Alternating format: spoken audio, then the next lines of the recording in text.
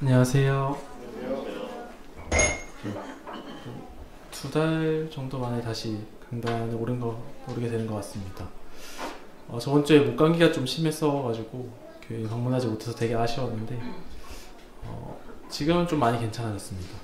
요즘 자고 일어나면 살짝 답답한 느낌이 있긴 한데 그래도 말은 잘 할 수 있을 것 같아서 괜찮을 것 같습니다. 오늘 말씀하기에 앞서서 저번 주 수요일이죠. 저희 5월 15일 이제 빨간 날에 서울 CBF에서 가스펠 데이를 진행했습니다.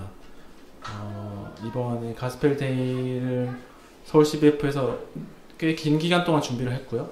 계획 자체를 3월 달부터 시작을 해서 3월 달에 회의를 한번 하면서 계획을 하고 이제 4월쯤부터 본격적으로 그 친구들, 구도자들을 초청하려고 하는 그 명단들을 받아서 기도로 같이 준비하고 이제 저번 주에 행사를 진행했습니다. 총 인원은 35명 정도 왔고요. 청년들 포함 35명, 그리고 제가 데려온 친구 2명을 포함해서 새 친구는 5명 이렇게 왔습니다.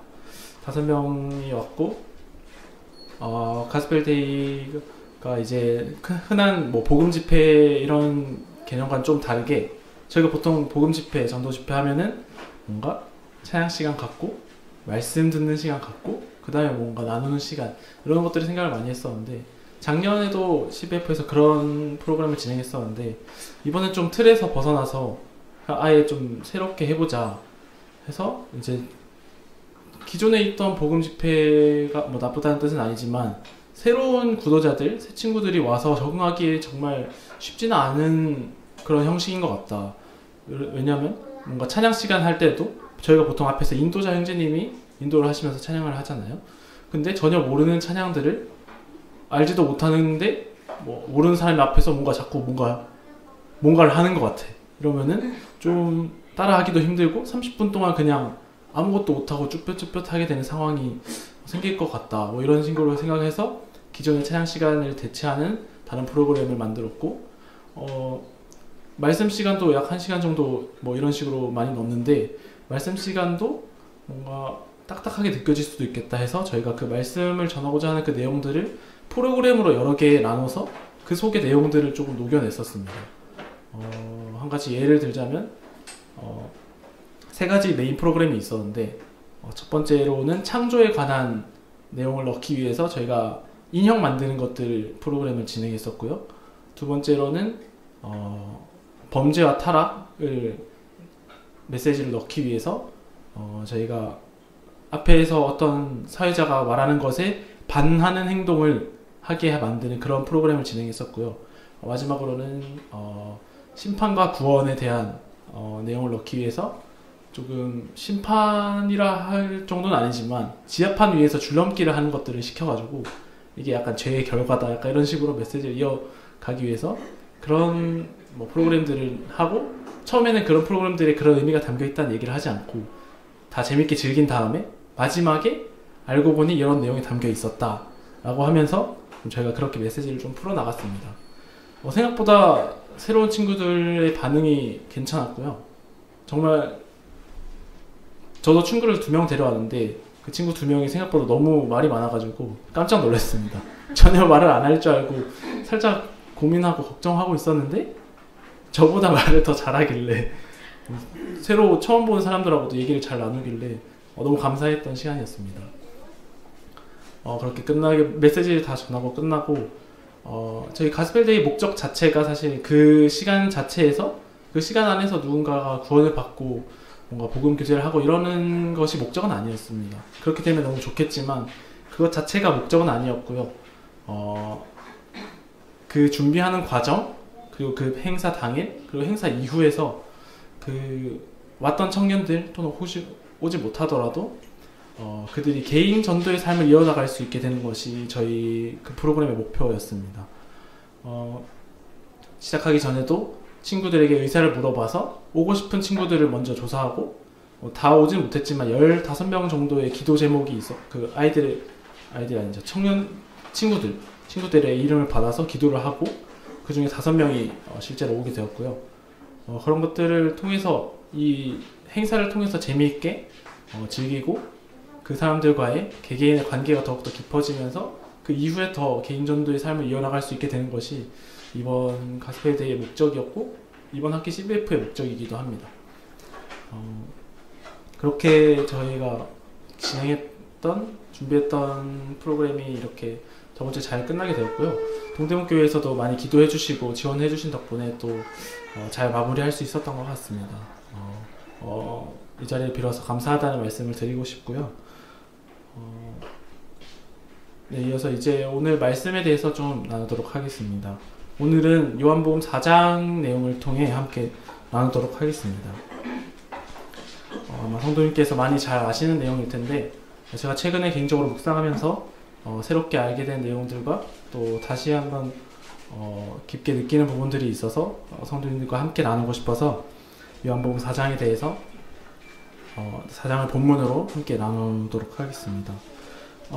전반적인 내용을 얘기할 거기 때문에 다 읽는 것은 힘들 것 같아서 제가 그때그때 좀 읽도록 하겠습니다. 요한복음 4장의 내용을 크게 4가지로 나누어 봤는데요. 첫 번째는 예수님께서 사마리아에 오셔가지고 사마리아 여인을 만나게 되는 장면을 첫 번째로 잡아보았고, 두 번째로는 그 여인이 예수님과 얘기를 하고 변화되어서 변화된 삶을 살아가는 내용, 그리고 세 번째로는 예수님께서 제자들에게 가르쳐 주시는 내용, 그리고 마지막으로는 왕의 신하, 이제 갈릴리로 가는 길에 왕의 신하를 만나서 왕의 신하를 통해 하시는 말씀들을 통해서 4가지를 통해서 요한복음 4장에서 나오는 교훈들을 함께 나누어 보면 좋겠습니다. 첫 번째로 예수님께서 사마리아 여인을 만나는 장면을 보게 됩니다. 제가 읽도록 하겠습니다. 4장 6절부터 읽도록 하겠습니다. 거기 또 야곱의 우물이 있더라. 예수께서 길 가시다가 피곤하여 우물 곁에 그대로 앉으시니 때가 6시쯤 되었더라. 사마리아 여자 한 사람이 물을 기르러 왔음에 예수께서 물을 좀 달라 하시니 이는 제자들이 먹을 것을 사러 그 동네에 들어갔음이러라. 사마리아 여자가 이르되 당신은 유대인으로서 어찌하여 사마리아 여자인 나에게 물을 달라 하나이까 하니 이는 유대인이 사마리아인과 상종하지 아니함이로라. 예수께서 대답하여 이르시되 내가 만일 하나님의 선물과 또 내게 물 좀 달라 하는 이가 누구인 줄 알았더라면 내가 그에게 구하셨을 것이요 그가 생수를 내게 주었으리라. 예수님께서 이제 유대에서 갈릴리로 가실 때 보통 유대인들은 사마리아인들과 상종하지 않기 때문에 베레아 지역을 지나서 크게 둘러가는 경로로 올라가곤 합니다. 그런데 예수님께서는 사마리아를 직접 통과하셔서 갈릴리로 가시는데 이는 사마리아 여인을 만나기 위함이라고 할 수도 있을 것 같습니다. 예수님께서 사마리아 여인을 만나는 그 야곱의 우물 앞에 도착했을 때 그때 시간이 6시쯤 되었다고 합니다. 6시에 대한 내용이 2가지로 나뉘더라고요. 첫 번째로는 유대인의 시간을 사용한다면 6시는 오후 12시죠. 정오일 것이고 로마의 시간을 사용한다면 저녁 6시쯤이 된다고 합니다.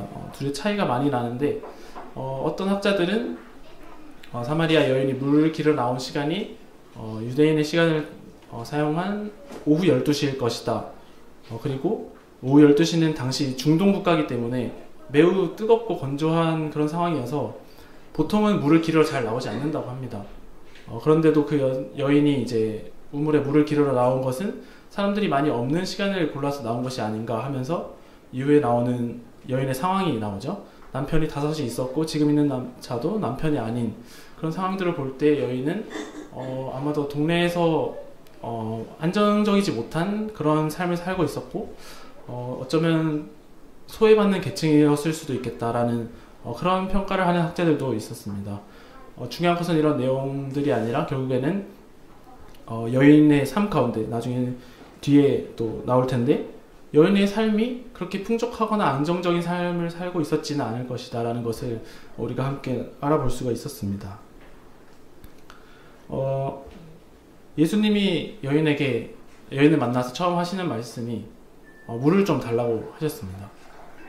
바로 여인에게 내가 하나님이고 너에게 어떤 것을 주러 왔다 이런 것이 아니라 먼저 여인에게 물을 달라고 하였습니다. 이런 여인의 상황들을 먼저 다 아시기 때문에 그런 식으로 접근을 하셨다고 볼 수가 있습니다. 10절을 보시면 예수님이 내가 만약 하나님의 선물과 또 내게 물 좀 달라 하는 이가 누군지 알았더라면 내가 그에게 구하였을 것이요 그가 생수를 내게 주었으리라 라고 말하면서 예수님께서 하나님의 선물로 이 땅에 오셨고 예수님께서 그 생수를 줄 수 있다는 것을 말씀하고 있습니다. 그러나 여인의 이후 대답을 보시면 여자가 이르되 주여 물 기를 그릇도 없고 이 우물은 깊은데 어디서 당신이 그 생수를 얻겠사옵나이까? 우리 조상 야곱이 이 우물을 우리에게 주셨고 또 여기서 자기와 자기 아들들과 짐승이 다 마셨는데 당신이 야곱보다 더 크니까? 라고 대답을 하면서 예수님이 말씀하시는 그 핵심을 알아차리지 못하는 것을 볼 수가 있습니다. 영적인 시선으로 바라보지 못하고 그저 표면의 내용과 육적인 것들을 바라보고 있었습니다. 그런 여인에게 예수님께서 주시는 샘물이 이 물을 마시는 자는 다시 목마르지 않는다고 하셨습니다. 야곱의 우물에서 푸는 이 물을 마시는 자는 다시 목마르려니와 내가 주는 물을 마시는 자는 영원히 목마르지 아니하리니 내가 주는 물은 그 속에서 영생하도록 솟아나는 샘물이 되리라. 영원토록 목마르지 아니하는 물과 영생하도록 솟아나는 샘물, 그것을 여인에게 준다고 하셨습니다.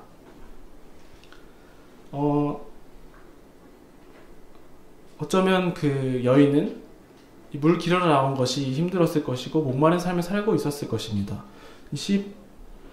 15절을 보시면 여자가 이르되 주여 그런 물을 내게 주사 목마르지도 않고 또 여기 물 기르러 오지도 않게 하옵소서. 앞서 말했던 그 학자의 추측을 생각해 본다면 이 여인은 물 기르러 나오는 것을 싫어하는 상황이고 또 계속해서 굶주리고 목말라 하는 상황인 것을 저희가 어느 정도 추측해 볼 수가 있습니다.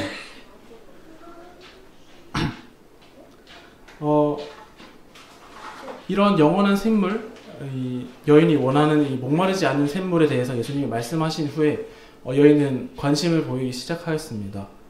이후에 예수님의 대답은 여인이 어떻게 하면 그 물을 얻을지 물어보았을 때 예수님은 남편에 대한 이야기를 꺼내기 시작하셨습니다.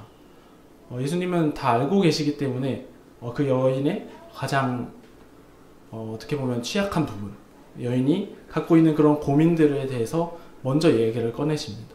남편에 대해서 물었을 때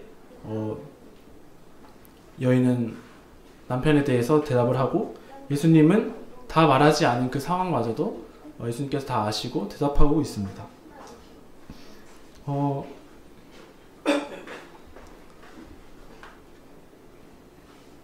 너에게 남편이 5이 있었고 지금 있는 자도 내 남편이 아니니 내 말이 참되도다. 여자가 이르되 주여 내가 보니 선지자로소이다. 여인은 처음에 예수님을 만났을 때 유대인이라고 말했습니다. 사마리아인과 상종하지 않는 유대인이라고 말하였고 그 이후에는 영원한 샘물을 줄 수 있다고 하였을 때 야곱보다 더 큰 자냐고 물었고 이제는 자신의 상황을 말하지 않았는데도 다 알고 있기에 선지자라고 말하고 있습니다. 여인은 예수님에 대한 이 여인의 시각이 점점 더 열리고 있고 예수님을 더욱더 알게 되는 그런 과정 가운데 있습니다. 선지자라고 한 이후에 여인은 화제를 전환하여 예배에 대한 얘기를 꺼내고 있습니다. 여인은 어떻게 예배해야 할지 모르고 있었습니다. 보통은 당시 사마리아인들은 그 근처의 산에서 예배를 드리는 그런 형식을 갖고 있었습니다. 이것은 유대인들과는 다른 것들이었는데 유대인들은 예배를 드릴 때 성전에 모여서 함께 예배를 드리는데 사마리아인들은 성경에 나오지 않는 그들의 문화를 가지고 예배를 하고 있었습니다. 하지만 이것이 중요한 것은 아니고요. 예수님은 여인에게 어떻게 예배를 드리는 건지 그리고 그 예배를 누구에게 드리는 건지, 이 땅에 오신 분이 누구신지를 말해주고 있습니다. 여인에게 복음에 대해서 알려주고 있는 것이죠. 21절부터 읽도록 하겠습니다.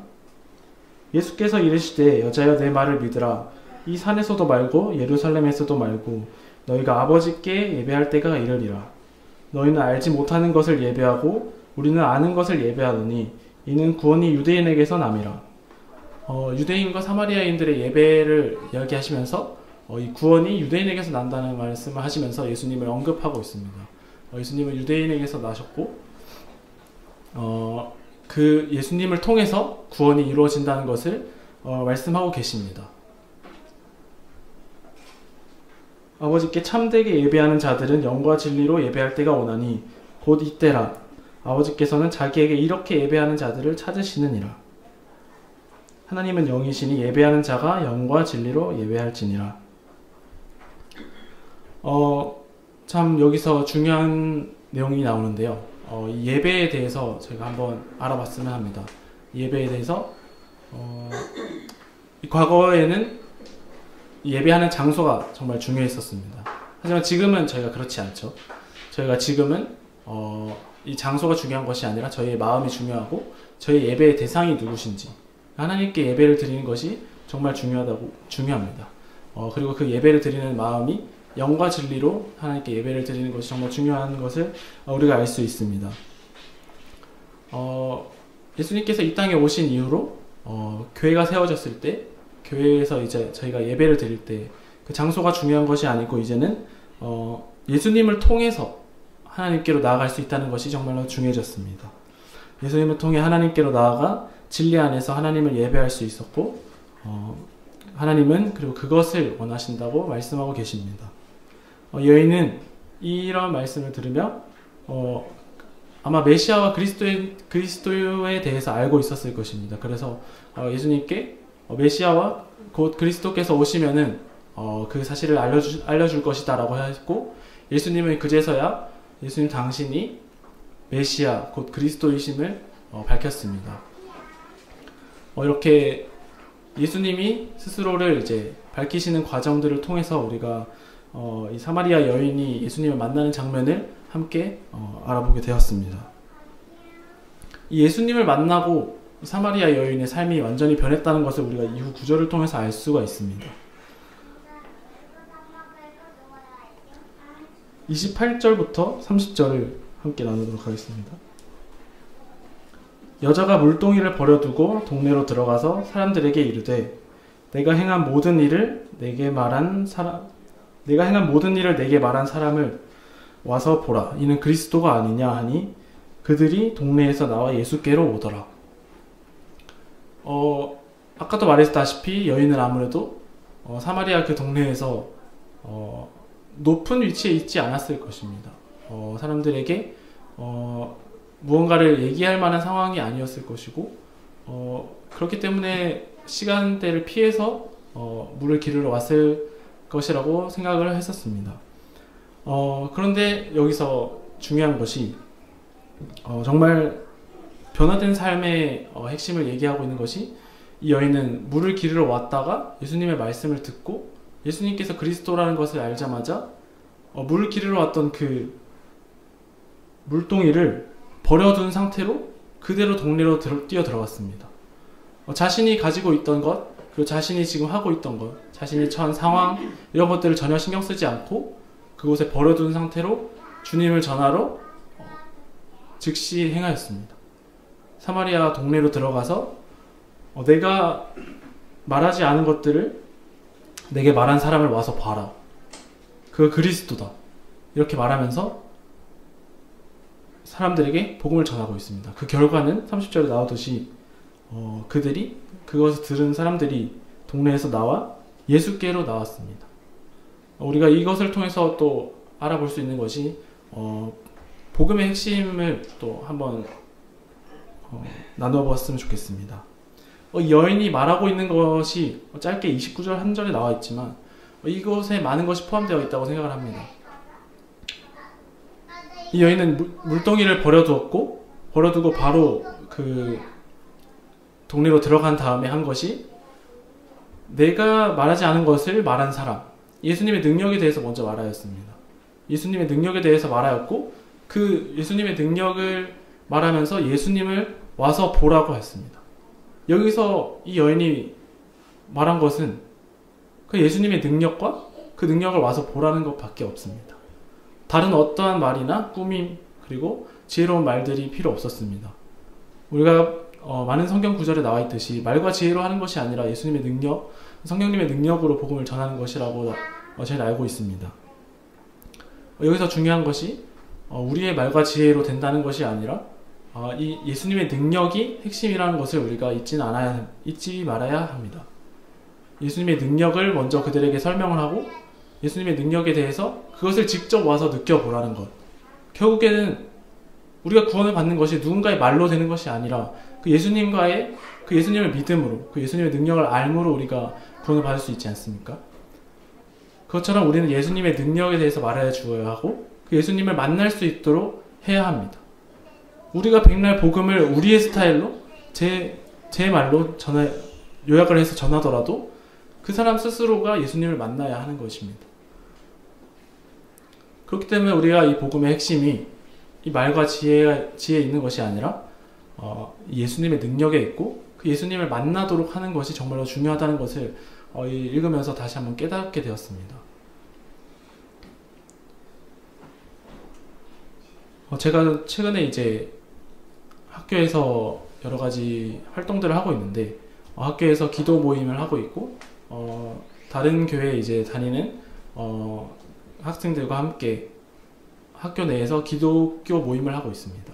그 안에서 이제 성경 공부를 하려고 했었는데 지금은 어떻게 잘 하지 못하고 있는 상황이지만 그 전에 제 마음에는 이들에게 복음을 전하고 싶은 마음이 있었는데 어떻게 해야 할까 고민을 하면서 내렸던 결론은 스스로 내가 준비를 잘해서 정리를 잘해서 그들에게 좀 가르치고 설명을 해야겠다. 그들을 좀 이해시켜야겠다라는 그런 마음이 있었습니다. 그러나 이 말씀 구절들을 묵상하면서 제가 다시 느꼈던 것은 내가 말하는 것과 이런 것들이 중요한 것이 아니다. 내가 기도하고 그들에게 그저 예수님을 설명하면 되겠다.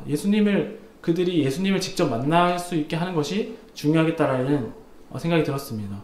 그래서 내가 이 정리하고 이런 것들도 정말 중요하겠지만 그들이 스스로 예수님을 알 수 있도록 그래서 성경 공부를 같이 하는 게 더욱더 중요한 것 같습니다. 성경이라는 것을 읽고 예수님을 직접 만날 수 있도록 하는 것이 가장 중요한 그리고 가장 필요한 전도의 방법이 아닌가 이런 생각을 하게 되었습니다. 이렇게 사마리아 여인을 만나는 과정 그리고 사마리아 여인이 예수님을 만나고 변화된 삶을 사는 것을 통해서 우리가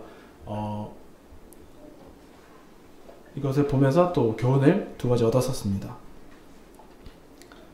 첫 번째로 알게 된 교훈이 저희가 예배에 관한 교훈을 알게 되었고 두 번째로는 이 여인의 삶과 여인의 말을 통해서 복음의 핵심이 무엇인지 그리고 복음을 전할 때 중요한 것이 우리가 처한 상황들을 내려놓고 당장 행하는 것이라고 생각할 수가 있겠습니다. 세 번째로는 예수님과의 제자들의 기준에서 예수님과 제자들 사이에서 나오는 그 예수님의 가르침을 통해서 나타나는 교훈을 알아보고자 합니다. 사마리아 땅으로 가는 길이었고 사마리아 땅에 도착했을 때 제자들은 마을로 먹을 것들을 구하러 갔었습니다. 먹을 것을 구하러 간 사이에 예수님께서 사마리아 여인을 만났고 27절을 보시면 예수님이 여자와 사마리아 여인과 얘기하는 중간에 제자들이 돌아온 것을 확인할 수가 있습니다. 돌아왔을 때 제자들은 사마리아 여인과 얘기하고 있는 예수님에 대해서 아무 말도 하지 않고 지켜보고 있었습니다. 여인이 자리를 떠나게 된 후에 제자들과 예수님 사이에 대화가 이어지는데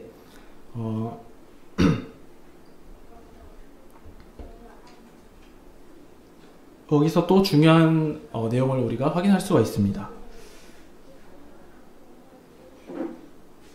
30 1절부터 보도록 하겠습니다. 그 사이에 제자들이 청하여 이르되 랍비여 잡수소서. 이르시되 내게는 너희가 알지 못하는 먹을 양식이 있느니라. 제자들이 서로 말하되 누가 잡수실 것을 갖다 드렸는가 하니 34절 예수께서 이르시되 나의 양식은 나를 보내신 이의 뜻을 행하며 그의 일을 온전히 이루는 것이니라. 예수님께서는 이 양식에 대하여 얘기하시면서 제자들과 소통하고 계십니다.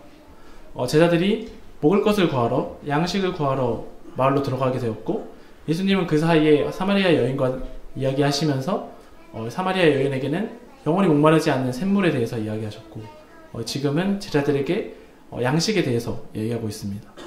제자들은 먹을 것을 구하러 갔다 왔기 때문에 예수님께 먹을 것을 드렸는데, 예수님의 대답은 나는 너희가 알지 못하는 먹을 것이 있다 라는 생각해보면 엉뚱한 대답일 수가 있습니다. 예수님께서는 어떤 이유로 이런 말씀을 하셨을까요? 제가 묵상하면서 느낀 것인데, 이 제자들이 사마리아 동네로 먹을 것을 구하러 갔지 않습니까? 사마리아 동네로 제자들은 들어갔고, 그 동네에서 여인이 나와서 물을 깃고 있었습니다. 그 동네가 같은 동네가 아닐지라도 제자들은 먹을 것을 구하러 동네에 들어가게 되었고, 돌아오는 것을 보았을 때, 그리고 사마리아와 유대인들 간의 관계가 좋지 않은 것을 우리가 생각해 볼 때 제자들이 그 마을에서 복음을 전하지는 않았을 것이라고 생각을 하게 됩니다. 그저 그냥 먹을 양식에 배가 고팠기 때문에 먹을 양식에 눈이 팔려 그저 양식을 구하러 갔다가 돌아왔을 것입니다. 그런데 예수님께서는 제자들에게 너희가 알지 못하는 양식이 있다 하셨고, 그것에 대해서 나를 보내신 이의 뜻을 행하며 그의 일을 온전히 이루는 이것이라고 하고 있습니다. 제자들에게 이 양식보다 더 중요한 것에 대해서 설명을 하고 있습니다.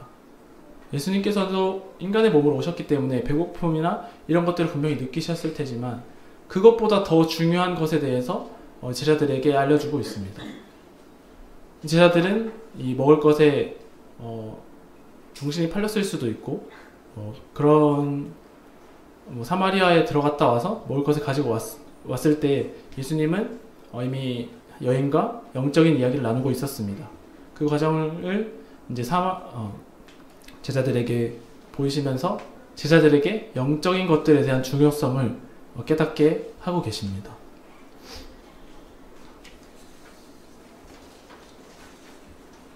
이후에 있을 35절부터 38절 구절들을 쭉 보시면 너희는 넉 달이 지나야 추수할 때가 이르겠다 하지 아니하느냐. 그러나 나는 너희에게 이르노니 너희 눈을 들어 밭을 보라.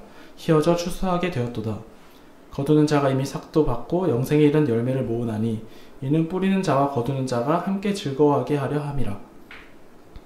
그런즉 한 사람이 심고 다른 사람이 거둔다 하는 말이 옳도다. 내가 너희로 노력하지 아니한 것을 거두러 보내었노니 다른 사람들은 노력하였고 너희는 그들이 노력한 것에 참여하였느니라. 이제는 다른 복음서에도 많이 나와 있는 비유처럼 추수하는 것에 대한 비유를 통해서 제자들에게 설명하고 계십니다. 이들에게 하시는 말씀 중 밭이 휘어져서 추수하게 되었고 한 사람이 심고 다른 사람이 거둔다 하였고, 그리고 뿌리는 자와 거두는 자가 함께 즐거워한다고 하셨습니다. 이 비유를 지금 상황에 빗대어 본다면 예수님께서는 이 뿌리는 자, 마을 사람들에게 씨를 뿌리는 자를 이 여인에 빗대어서 말한 것이 아닌가 생각하게 됩니다. 그리고 뒤에 보시면 나오지만 이 여인이 동네 사람들에게 복음을 전한 이후에 동네 사람들이 나와서 예수님께 이틀 동안 더 유하시기를 청하였고, 그 이틀 동안 또 많은 사람들이 믿게 된다는 성경 구절이 나와 있습니다. 이런 것들을 볼 때 여인이 동네 사람들에게 가서 복음의 씨앗을 심었고, 그것을 거두는 것은 그들이 나와서 제자들과 함께 있는 예수님과 함께 거두게 된다는 것을 의미하고 있는 것입니다. 제자들에게는 노력하지 않았지만 거둔다고 하는 것을 통해서 제자들에게 사마리아인에게 복음을 전하지 않는 것에 대한 어떻게 보면은 뭐라고 표현해야 될까요? 뭐라죠? 그 권고라 해야 되나요? 좀 강권이라고 해야 될까요? 그런 것들에 대해서 제자들에게 격려하시는 것 같습니다. 너희가 노력해서 복음의 씨앗을 뿌리라는 것을 제자들에게 알려주려고 하셨던 것 같습니다.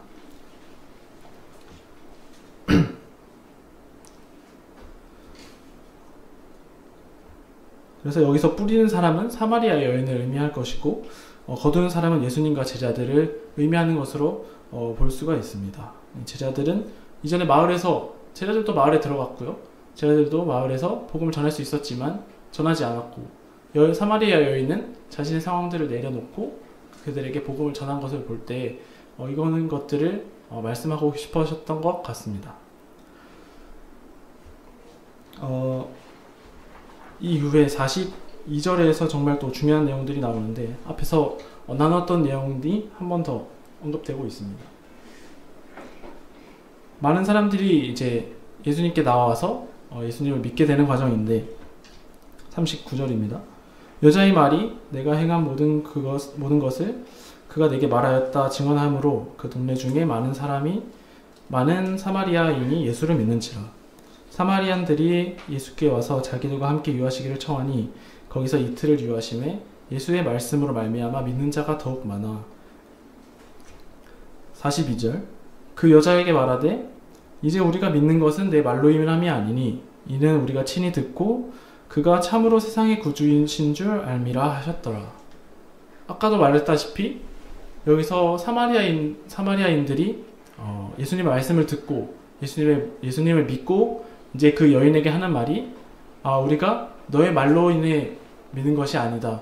이제는 너의 말로 인해 믿는 것이 아니라 그가 세상의 구주신 것을 우리가 안다 라고 말하고 있습니다. 여기서도 저희가 이 말과 지혜로 되지 않는다는 것을 확인할 수가 있습니다. 이 말과 지혜로 되는 것이 아니고 이 예수님의 능력을 통해 그 예수님이 누구신지가 정말로 중요하다는 것을 확인할 수가 있습니다.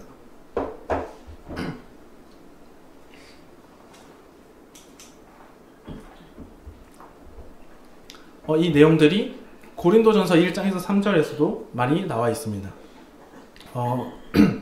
말과 지혜로 되지 않는다는 것과 그리고 씨 뿌리는 비유에 함께 나와 있는데, 제가 몇 구절 읽어드리도록 하겠습니다. 고린도전서 1장 17절입니다.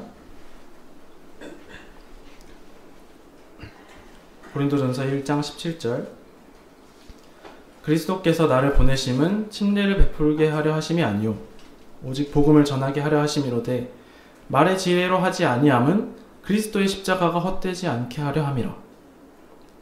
고린도전서 2장 1절에서 2절 형제들아 내가 너희에게 나아가 하나님의 증거를 전할 때에 말과 지혜의 아름다운 것으로 아니하였나니 내가 너희 중에서 예수 그리스도와 그가 십자가에 못 박히신 것 외에는 아무것도 알지 아니하기로 작정하였습니다.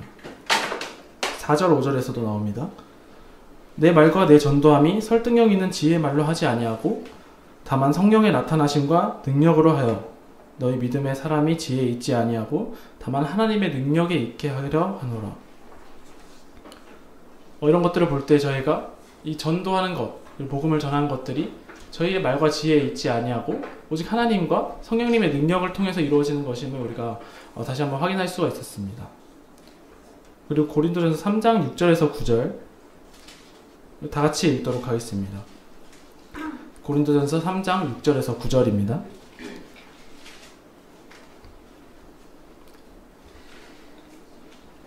읽겠습니다. 시작. 나는 심었고 아볼로는 물을 주었으되 오직 하나님께서 자라나게 하시나니 그런즉 심는 이나 물 주는 이는 아무것도 아니로되 오직 자라게 하시는 이는 하나님뿐이니라. 심는 이와 물 주는 이는 한 가지이나 각각 자기가 일한 대로 자기의 상을 받으리라. 우리는 하나님의 동역자요 너희는 하나님의 같이요 하나님의 신이라. 감사합니다. 아까 나왔던 비유와 비슷하게 심는 것과 물 주는 것에 대한 비유로 말씀하고 계십니다.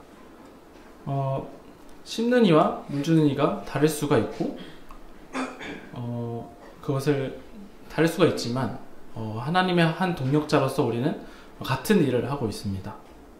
열매를 맺게 하는 사람만이 상을 받는 것이 아니라 각각 자기의 일한 대로, 심는 사람은 심는 대로, 뿌리는 사람은 뿌리는 대로, 그리고 물 주는 사람은 물 주는 대로 상을 받는다고 하고 계십니다. 우리는 이 한 가지 일에 같이 참여하고 있는 동역자라는 것이 정말 중요한 사실인 것 같습니다. 한 사람의 마음밭을 씨앗을 뿌리기 좋게 갈아주는 것도, 그리고 좋은 마음밭이 있다면 복음의 씨앗을 뿌리는 것도, 그리고 씨앗이 심긴 밭이라면 그 씨앗이 심긴 밭에 물을 뿌릴 수도 있습니다. 어떤 일을 하든지 결국 그 자라게 하시는 하나님을 믿으며 하나님의 능력을 믿으며 하나님의 일을 동참하고 우리가 그것을 함께하는 동력자라는 것을 우리가 이 구절들을 통해서 함께 기억했으면 좋겠습니다. 전도서 11장 4절에서 6절을 보시면 제가 읽어드리겠습니다. 전도서 11장 4절에서 6절입니다. 풍세를 살펴보는 자는 파종하지 못할 것이요 구름만 바라보는 자는 거두지 못하니라. 바람의 길이 어떠함과 아이벤 자의 태에서 뼈가 어떻게 자라는지를 내가 알지 못함같이 만사를 성취하시는 하나님의 일을 내가 알지 못하느니라. 너는 아침에 씨를 뿌리고 저녁에도 손을 놓지 말라. 이것이 잘 되는지 저것이 잘 되는지 혹 둘이 다 잘 되는지 알지 못함이니라. 이 전도서 말씀은 제가 주석을 함께 보면서 나와 있었던 구절인데 이 청년들에게 복음에 대해서 열심을 가지라는 그런 메시지입니다. 우리가 삶이 어떻게 될지 전혀 알지 못하고 어떤 것을 걱정하면은 또 다른 걱정들이 생기고 이런 것들에 신경을 쓰다 보면은 또 이런 것들을 놓치게 되는 그런 상황 가운데 저희는 살고 있습니다. 하지만 저희가 어떻게 될지는 아무도 알지 못하고 오직 하나님만 알고 계십니다. 그렇기 때문에 저희는 이 하나님의 일을 저희 삶 가운데서 행해내야 합니다. 하나님께서 보여주신 그 복음의 사역에 저희가 씨를 뿌리는 것으로 동참하고 그 씨를 자라게 하는 것으로 우리가 동참해야 한다는 것입니다. 어떤 씨앗이 잘 될지 모르기에 모든 씨앗에 대해서 관심을 가지고 우리가 그 씨앗을 자라게 하려고 그런 노력들을 해야 하는 것입니다. 이렇게 저희가 요한복음 4장을 통해서 세 번째 교훈을 알게 되었는데, 이는 저희가 말과 지혜로 복음이 이루어지지 않는다는 것과 우리가 씨 뿌리고 물 주는 것에 그 하나님의 일에 동참해야 한다는 것, 우리가 그것을 함께 동력해야 한다는 것이 이 세 번째 교훈이었습니다. 마지막으로 네 번째는 그 이후의 구절들인데 네 번째 교훈을 함께 나눠보고자 합니다.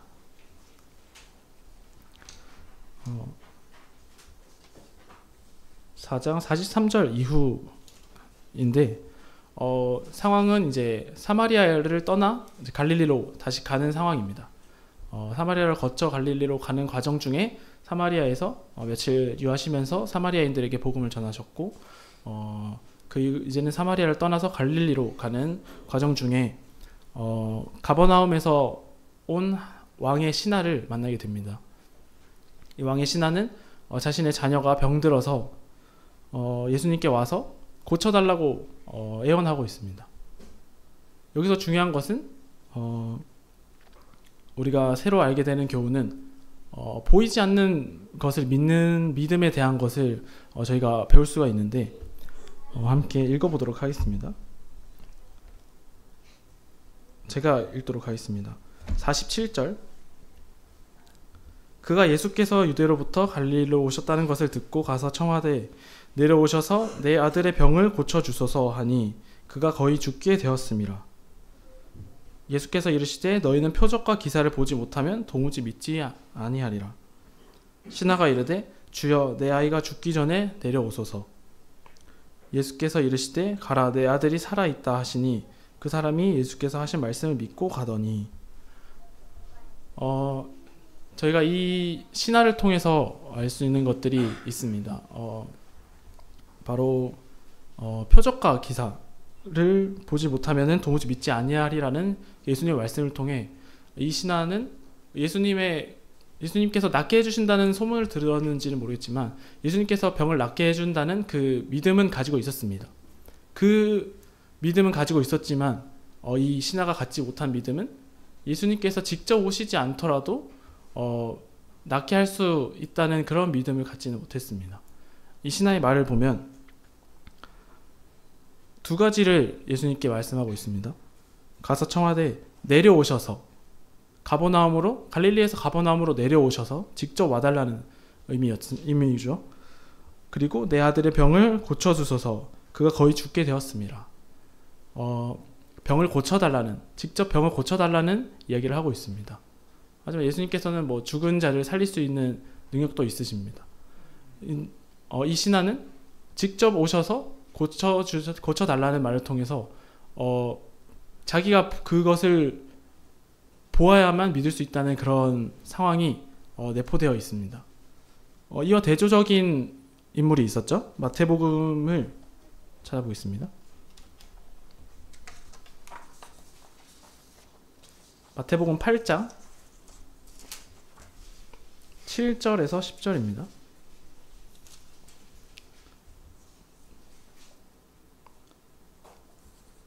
제가 읽어드리겠습니다. 이르시되 내가 가서 고쳐주리라. 백부장이 대답하여 이르되 주여 내 집에 들어오심을 나는 감당하지 못하겠사오니 다만 말씀으로만 하옵소서. 그러면 내 하인이 낫겠사옵나이다. 나도 남의 수하에 있는 사람이요 내 아래에도 군사가 있으니 이더러 가라 하면 가고 저더러 오라 하면 오고 내 종더러 이것을 하라 하면 하나이다. 예수께서 들으시고 놀랍게 여겨 따르는 자들에게 이르시되 내가 진실로 너희에게 이르노니 이스라엘 중 아무에게서도 이만한 믿음을 보지 못하였노라. 아까 왕의 신하 가버나움에 있던 왕의 신하와는 다른 부탁을 예수님께 하고 있는 것을 저희가 볼 수 있습니다. 아까 보셨던 왕의 신하는 직접 가버나움으로 오셔서 내 아들을 치료해달라는 그런 부탁을 예수님께 드렸는데 여기서 나오는 백부장은 예수님께서 오시는 것을 내가 감당하지 못하겠다 하고 말씀만으로 하옵소서 이렇게 구하고 있습니다. 주님께서 직접 가지 않더라도 말씀만으로 치료할 수 있다는 그 능력을 믿은 것입니다. 직접 보지 않더라도 그 보이지 않는 것을 이 백부장은 믿고 있는 것을 우리가 볼 수 있고 예수님께서는 이스라엘에서 이만한 믿음을 보지 못하였다 하면서 칭찬하고 계십니다. 저희가 이런 것을 볼 때 우리가 이 상황들 그리고 현재 처해 있는 이 상황들에 집중하여서 그런 것들에 대한 것이 아니라 그것을 뛰어넘는 예수님의 능력에 대한 것을 믿어야 된다는 것을 우리가 기억하게 됩니다. 자녀가 죽을 병에 걸려서 아프다면 사실 제가 자녀는 없지만 정말 그런 부탁이 나올 것 같습니다. 제가 그런 상황에 처해 있을 때 그런 상황이 자신의 앞을 다 가려서 그런 믿음을 잃게 만들지도 모릅니다. 그래서 중요한 것은 저희가 이러한 현실이나 상황에 압도되어서 그 믿음을 가리게 하는 것이 아니라 하나님의 능력을 저희 안 깊은 데서부터 믿는 것이 정말 중요합니다. 하나님의 능력을 저희의 처한 상황이나 그런 환경 가운데서 가리게 하는 것이 아니라 하나님의 능력을 저희의 마음 가운데서 가두는 것이 아니라 그 안에 깊게 하나님의 전능하신 그 능력을 믿는 것이 정말로 중요하다는 것을 저희가 기억할 수 있습니다. 저희가 믿음을 갖고 살아갈 때 저희가 생각하는 상황 가운데서 기도하고 생각하다 보면 하나님이 어떤 계획을 가지고 계시는지 어떤 길로 나를 인도하시는지 전혀 알 수 없을 때가 많이 있습니다.